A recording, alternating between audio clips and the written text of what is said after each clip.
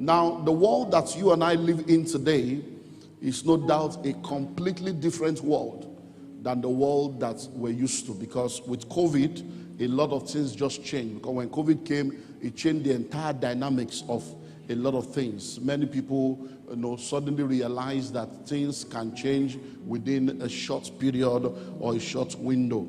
Now, when you study the way things are going in the world and in the marketplace, you realize that there is a concept that has become a part of the world, and one of the concepts that have become a part of the world is what we call VUCA, V-U-C-A. V-U-C-A. It is said that the world has become a VUCA world. We live in a VUCA world. Now, the word VUCA, V-U-C-A, is an acronym for volatile. So it means that the world is a very volatile world. The word "you" there is uncertain. We live in an uncertain world. There's so much uncertainties in the world. You are never too sure. The C there is talking about complex. That means the world has become so complex. And then the A there talks about ambiguous or ambiguity. So it means that we live in a volatile, uncertain, complex and ambiguous world. And the coming of COVID, the lockdown, and all the things that came as a result of that has come to validate that. And when we look at what's happening in our nation and in many nations of the world, you find out that a lot of people now, Japa has become more like what they want to begin to explore because of many, many reasons. Now, for many, many decades, many people have left Nigeria to go to other countries. Many people have left other countries to come to Nigeria. Many people have moved from one nation to another. But for us as a nation, you find out that our brain drain has become the brain gain of many nations, because you find out that some of the best brains and some of the best minds in our nation exit our nation to go into other nations, and then all the other nations begin to benefit from all these wonderful, wonderful brains that we have. Now, let me help us understand this. When you begin to study what we call assets and values of nation, you find out that when you look at the assets and values of nation, there are a few indices or index that is used to calculate or to value the wealth and the value of a nation. One of them is human capital. Human capital. The next is natural resources. The next is production and production capacity. And then you have foreign reserves. So number one is what? Human capital. So when you are really looking at how valuable or how strong a nation is, you look at their human capital. How developed is the mind and the humans of that nation? And that's really the wealth of any nation. Now the next thing is, what are the natural resources that they have? How rich are they in natural resources? And the ability to harness that natural resource in order to be able to come into a place of production. The next is, how productive is that nation? Because you hear things like third world nation, and God didn't create more than one world. So nations are not rated as a result of their creation. They are rated as a result of their production. So when you are a productive nation, you are in the first world. When you are a consumer nation, you are said to be in the third world. Why? Because you are more of a consumer than a producer. And then the world also wants to know your value as a result of your foreign reserves. So if you are a nation and you have resources, then one of the proofs that you have resources is that that resource is shown. You have reserves, in foreign reserve, that can show that, okay, this country, they have these, and with this we are sure that they are good to go. Because if these things are not in place, then it shows that you are not as strong and as valuable as you are supposed to be. So if we understand then that human capital is one of the major assets, as a matter of fact, the number one asset of any nation. Go do your research. The number one asset of any nation is their human reserve. Their human capital. If that therefore is the truth, it means that every time quality people, every time professionals, Every time educated people, every time skilled people leave a particular geography to another geography, wealth has left. Hello? Now let me help you understand it from Bible so that I will help your religious mind. When the children of Israel left Egypt, did they carry Egypt with them? No. But when they left, the Bible says Egypt fell. Now, why will Egypt fall? Because some people left. Because when they left, wealth left. Because they were the wealth. Do you understand? So it's not about what you have. You can have crude oil and still be poor like Nigeria. Do you understand now? You can have all the natural resource and not be able to produce. So the real wealth of any nation is the human capital. So whenever we have this brain drain, we are actually depleting our wealth, and the depletion of our wealth is now becoming the benefit of many other nations. I'm taking time to explain this because this issue is very critical. It's a destiny decision and you need to have clarity. So that's why I'm not rushing. I want to take us step by step so that we'll get this clarity, and then you get the tape, you listen to it over and over again, because I know the importance of this decision in the life of people, and I also know the danger of this decision.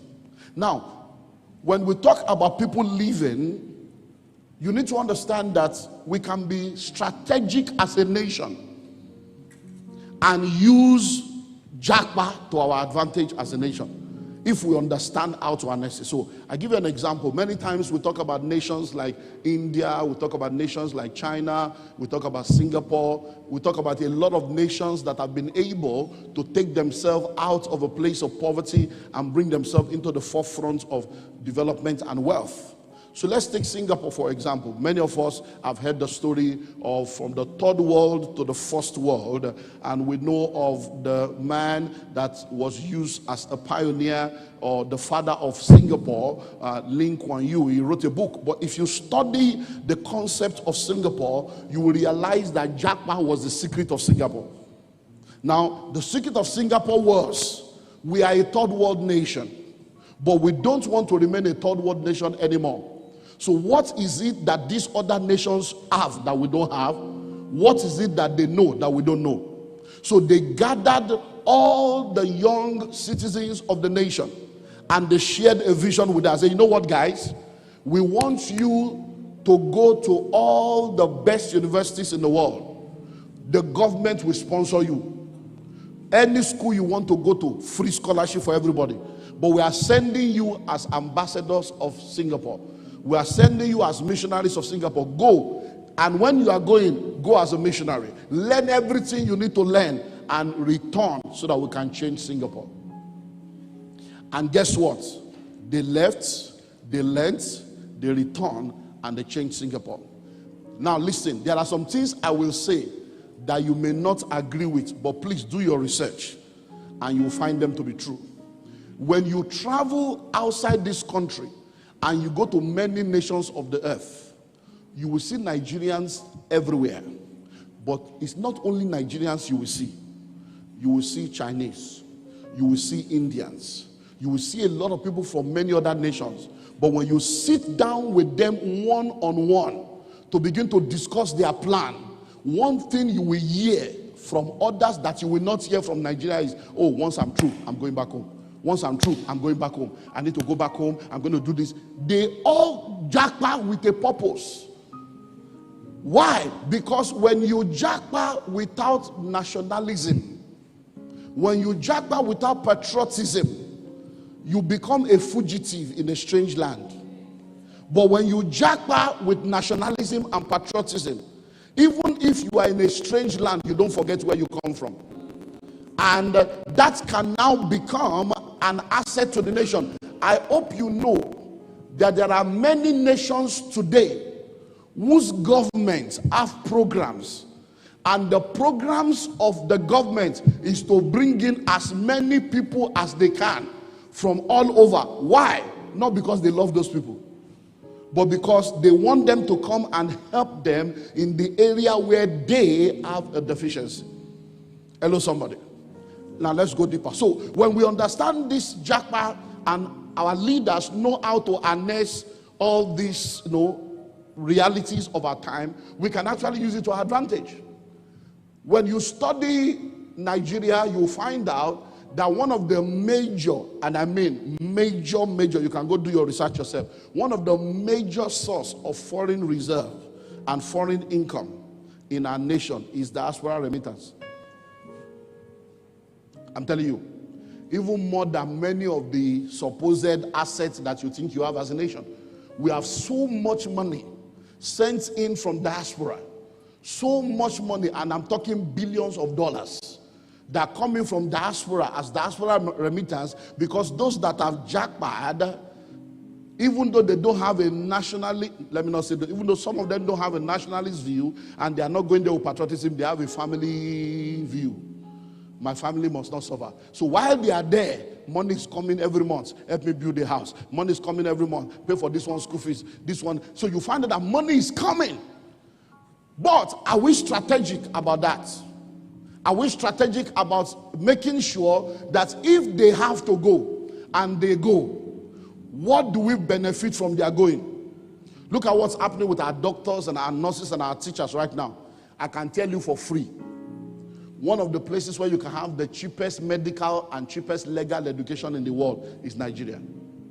Nigeria is one of the places where you can have the best education at the cheapest price.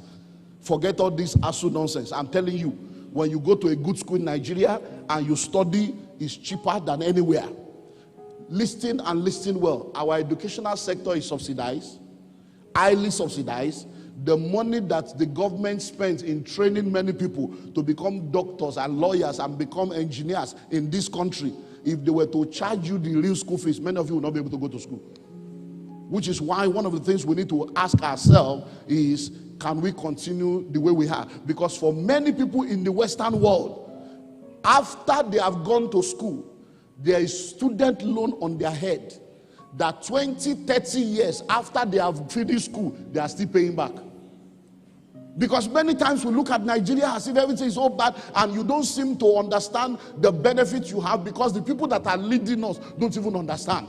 Because many of them don't have any political vision. They just stumble into the position without any clear vision of what to do. So they are confused themselves. And that's why we think that everything about Nigeria is bad until you go. Let me tell you something. If you know anybody that has spent 10 years and above out there, they are tired. They are looking for a way to come back.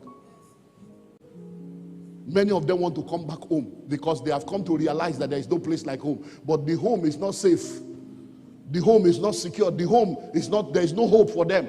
And they are asking themselves, it's better for me to continue to do what I'm doing than to come back into trouble. So we can get money through diaspora remittance, foreign direct investment, getting unique expertise and unique skills for our people to go learn and return so that we can all develop our nation. Many of the things that has happened in our nation that has caused the challenges we see today are still there, and they have been there, and they are not getting better. Leadership ineptitude. We seem to have one bad leader after the other. One bad leader after the other. And it keeps getting worse. It keeps getting worse. And many times you ask yourself, because for instance, I was in a TEDx event. I spoke at the TEDx event yesterday, and the young people, teenagers, were asking questions, and the issue of jackpot. I said, look, this thing is not new. In the 80s, people jackpot. You remember Andrew? People jackpot in the 80s now. Fortunately or unfortunately, the same president then is the same president now. So people jackpot then. So it's as if the president came and returned the jackpot spirit. And then everybody's, people jackpot. And people jackpot in the 50s and in the 60s. Many of the people you know today that say, okay, I was born in London, I was born in America, it's because their parents jackpot in the 50s and in the 60s. Why? Because before independence, because many of you don't realize, because you are talking jackpot, all the Awolowo you are talking about that you call nationalists, they were in London. All the Awolowo, Azikiwe, Tafawa, they were all abroad. They were all jackpot because the colonial masters was in charge, and they told them, if you want to be the best, you need to come and learn. So they were all going to school in London. Many of them schooled abroad, gave birth to children abroad, who now became the one that gave birth to the ones. So he's been there. And then they started fighting. You mean this place is good like this? And you kept us in bondage? No, release us to build our own. So they came back with a nationalistic vision. And many of us have forgotten. All the Awolowo you are shouting, Awolowo, Tavabalewa, Azikwe, how old do you think they were when they were fighting for a new Nigeria? They were in their 20s. They were not old people. They were in their 20s and they fought for independence in their 20s, in their early 30s. So the young people right now, in your 19, in your 20s, you are the one that needs to begin to really fight for a new Nigeria to emerge. Because some of us are on our way out. Count another 50 years, many of the people there will not be there anymore. So the question is, what's going to happen to your own future? Because 200 million people cannot jackpot. I hope you know. And guess what? We are more than 200 million. So, leadership ineptitude, continual negative spiral and trend, everything just keeps getting worse. The more you think it's going to be getting better, the more, all manner. And I'm really praying and hoping that we will not get into that trouble again as we enter into 2023. Because I've shared with you over and over again on the danger of situational hope. When you hinge all your hope on one situation, and the situation doesn't work, then you become hopeless and you become depressed and you end up in suicide. Because the way people are shouting obedience now, I'm wondering, as if one man is one that will come and solve your problem. You are entering the trap again. I've told you over and over and over again, APC is not the answer, PDP is not the answer. Since there is a third one, now Labour is not the answer. They are not the answer. Hello? Because all of them, including obedience, was it not in PDP as the assistant of Atiku? They are all moving around. Everybody is just looking for where they can be able to position themselves. So don't base all your hope on one man and now think that one man will be the Messiah of Nigeria, because that's what you did in 2015, and now you entered 8 years trap. I hope we will not enter another 8 years. And many of the people that are shouting and shouting, I hope you have your PVC and you are going to come out to vote, because you know that INEC does not count Instagram like. And none of you that are praying for a new Nigeria, I hope you also know that INEC does not count prayer points. The seeming hopeless future, many deficiencies in our nation, all kinds of stuff have led to what we have seen today. Now, I've said it over and over again that the world has become a global village and the internet is the village square. It therefore means that every one of us, we are actually global citizens. And you can stay local and play global when you have a global mindset and you have a global strategy. Now, I'm an unrepentant believer in the Project Nigeria. So I will always, and I mean always, encourage people to play their part in ensuring that the new Nigeria becomes a reality. Why? Foreigners will not develop our nation for us. And I've said it over and over again, if you are not part of the solution, you are indirectly part of the problem. But I'm also a realist that understands that everybody is not born to stay in one place forever. I understand that very clearly. My only concern is to be sure that you are in the center of the will of God, and when you are led to do that, you do it right. So I know that a lot of people will leave Nigeria or live where they are, but let me focus on Nigeria since that's my plan. For many reasons. Number one, some leave Nigeria for educational purposes. So a lot of people, the reason why they are leaving is not because they don't love Nigeria. It's not because they are not patriotic. It's not because they are not nationalistic. It's just because they want a better education, and the better education they want is not existing where they are. ASU has been on strike now for months. There is no end in sight. So what happens? So if you don't have money to put your children in a private school, we are all going to be stranded, just like we are right now. And this is not the first ASU strike. It's been on and on and on like that. And many times we think, because the TEDx event I went for was done inside Lagos, inside Unilag yesterday. And when we got in there, I was telling my peers, I said, wow, ghost town, Unilag, lo dabai. And guess what? It's not only the people that are doing their first degree that are affected. There are people doing masters, there are people doing PhD. So everybody is affected. So you plan your life to say, okay, I'll go to school, in 4 years I should be through. But you can't do that in Nigeria. You can't plan that, say, in 5 years I'll be through, except you're in a private school. So a lot of people live for educational reasons. And there's nothing wrong in that, because there are even courses that you want to study that you can't study in Nigeria if you want to make it. So there's nothing wrong. Guess what? People used to come to Nigeria to study. Ghanaians, Cameroonians, Nigeria, people come from all over to come and study in Nigeria. People used to come to Nigeria to UCH to come and give birth to children. They used to come to Nigeria to have medical, but that Nigeria has gone. That's why we are asking for a new Nigeria to emerge. Because things have just gone down, down, down, down, down. because we started having a group of people come into leadership, come into a position of authority without a clear vision and a clear direction, without capacity, without character, without competence. And then things started going down. Number two, some leave for marital and family reasons. So people get married, they need to leave to go meet their spouses. They get married to someone, the person they're married to is from another country. People marry foreigners that come into Nigeria too, so it can be for family purpose. Number three, some leave for career development and career opportunities. Because let me tell you something, when Maslow was doing his research, the reason for Maslow's research was just, he wanted to find out why do people behave the way they behave. That's all Maslow was trying to do. He was trying to find out why people behave the way they behave. And in trying to do that, he suddenly realized that the behavior of people is based on classification, because he realized that many people were at the survival level of life, and he found that when people are at the survival level of life, they are not different from animals. Because what really moves them is what they will eat, what they will drink. And when people are hungry, many of the highfalutin ideals that you are sharing doesn't make sense to them because they are survival level. And then he now began to talk about the basic needs of man. But he now began to say that when people have left the realm of basic need, they begin to have aspirations. So there are aspirational needs of people, not because they don't. It's just like, look, I can be better than this, but this environment is not helping me to be the best version of myself. This environment is stifling. This environment is not enhancing my possibility. I can do better because I've been created to maximize destiny, and this environment is not helping me. So some people leave to just go develop their career, to maximize opportunities to be better in their career, and that gives them the better opportunity to do what they want to do to change their world. Because not everybody will be able to have all that they need to develop their career in one location. For some live for security reasons. We know of all kinds of wars, all kinds of so you have a lot of people that have gone to different countries because their life was threatened. A lot of people have left as political fugitives. A lot of people have left as victims of war. All kinds of reasons. Next, some live as missionaries. There are people that are called of God to go on a mission.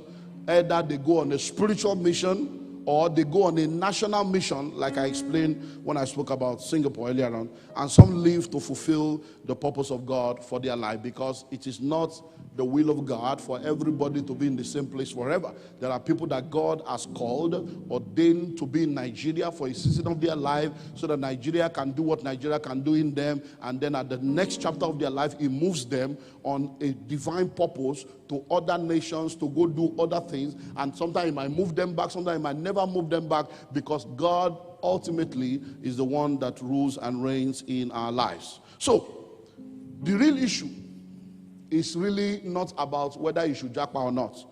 The real issue is, if you are going to japa, are you doing it as someone that is at the center of the will of God? Because if God wants you to go, that's not a problem. Just be sure He wants you to go. But even if God wants you to go, you still need to have some basic understanding of things that will help you to be able to succeed in that process. Like I've always said, if you are meant to be in Maryland, in Ikeja, and you are in Maryland, USA, you are in error. Hello? And if you are meant to be in Oregon, USA, and you are in Oregon, in Ikeja, you are also in error. A lizard in Nigeria cannot become a crocodile in Canada. So if you leave Nigeria as a failure, you leave Nigeria as a visionless, lazy, purposeless, unserious person, you won't suddenly become serious because you got to Canada. The same nature you have is the same nature that you exhibit. But at the same time, if you are in London and you are a very powerful failure, you won't suddenly come to Nigeria and become a giant just because you relocated to a third world nation. It won't happen. Because many times when we talk about this japa stuff, we seem to forget that there are people born in America and they are the poorest and the most useless people in their life. But they were born in America. The Canada you are planning to go to, people were born in the Canada and their life is out of order. They are on drugs, they are visionless, they are uneducated, they are homeless in America that you are going to. So, and they were born there. So it's not about whether they will. So it's because I'm born in Nigeria. No, there are people born in America that are failures. There are people, we see homeless people are everywhere. Hello? So it's not about where you are born, it's about being where God wants you to be. So, before you join the Japa bandwagon, very, very important for you to know a few things. So, in closing for today, let me share 2 destiny facts with you. And then we'll now look at some things from next week Sunday. 2 destiny facts that I want to share with you. Number 1, you are a global citizen by creation. And I need to spend time on these 2 facts and I close. You are a global citizen by creation. Please note this. Genesis chapter 1, from verse 26. God said, let us make man in our image and after our likeness, and let them have dominion over different territories. And God created the male and the female. Listen, when God created you and I, according to the creative agenda of God, nobody that is created by God is supposed to be limited to a location. It is not God's agenda.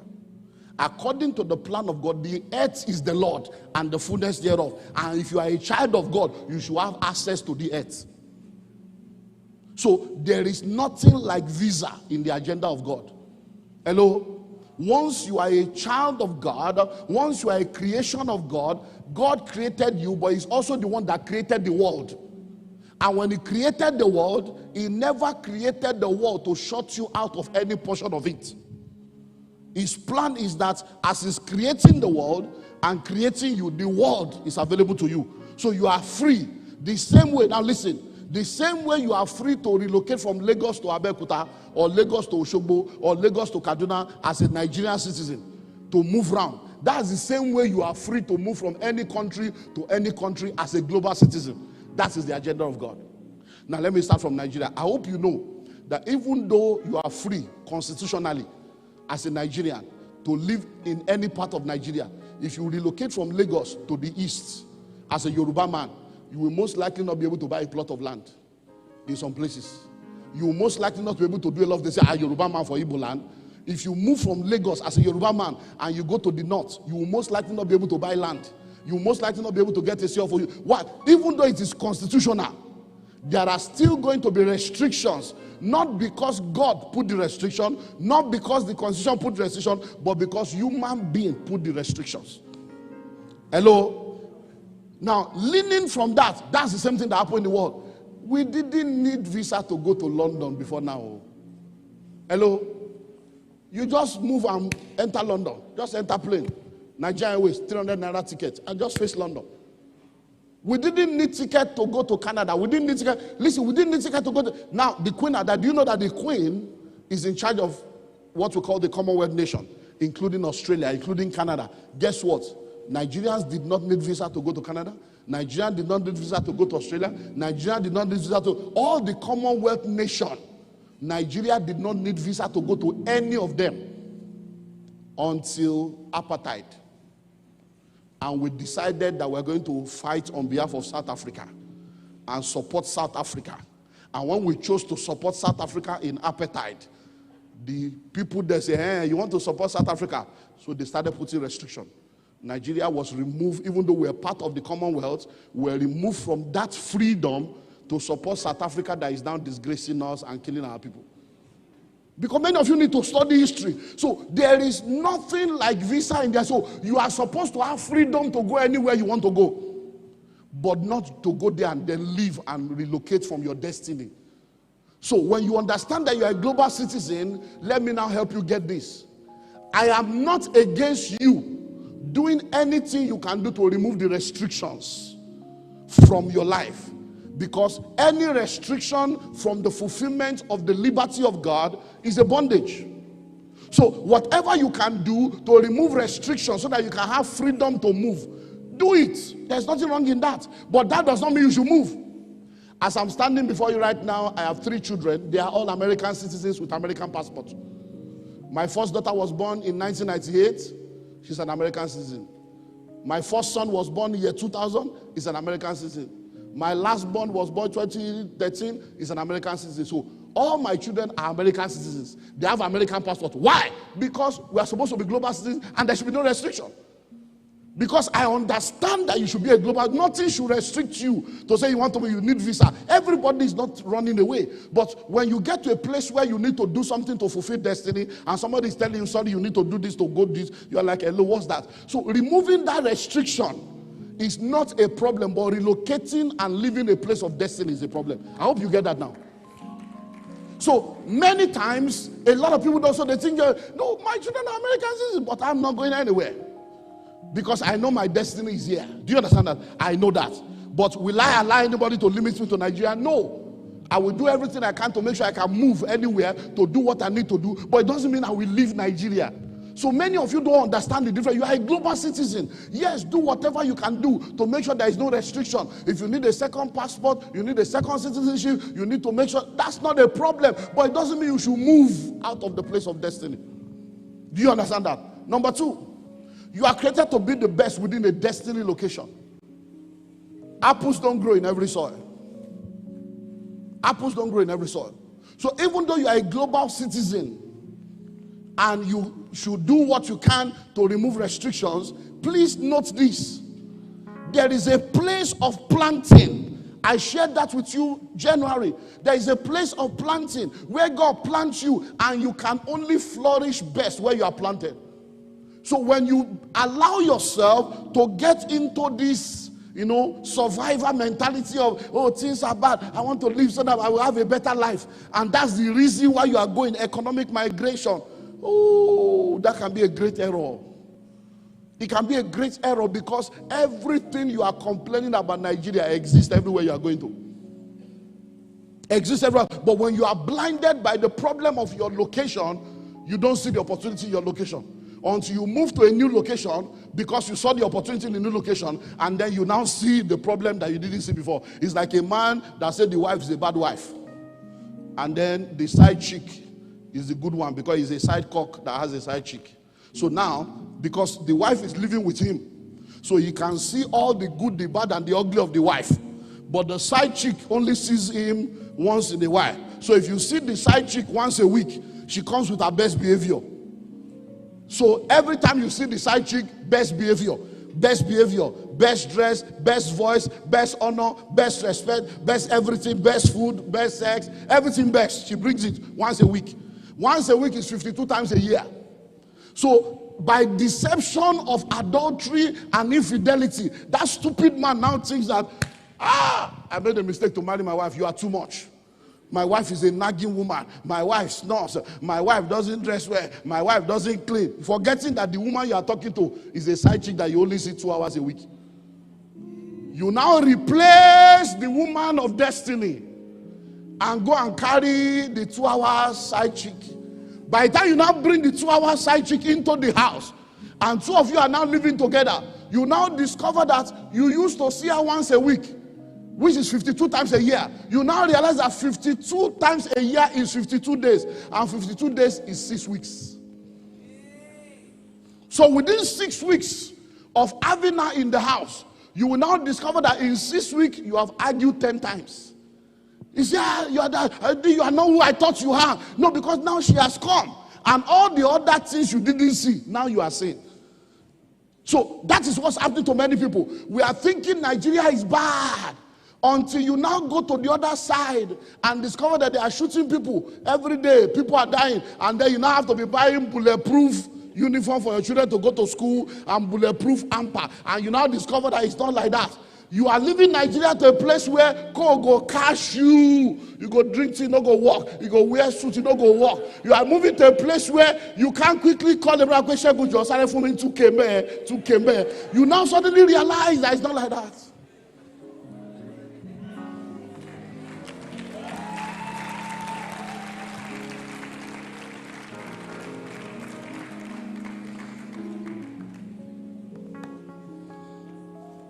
To jackpot or not to jackpot is your personal life. It's between you and God. The only thing I can do as your pastor and as your father is to guide you so that if you do choose to make the decision, you know all the implications of the decision and you do it right. So next week, we'll go into part 2, and then I'll begin to show you 5 major things you need to consider before you jackpot. And then we'll see how the Lord will help us. Thank you.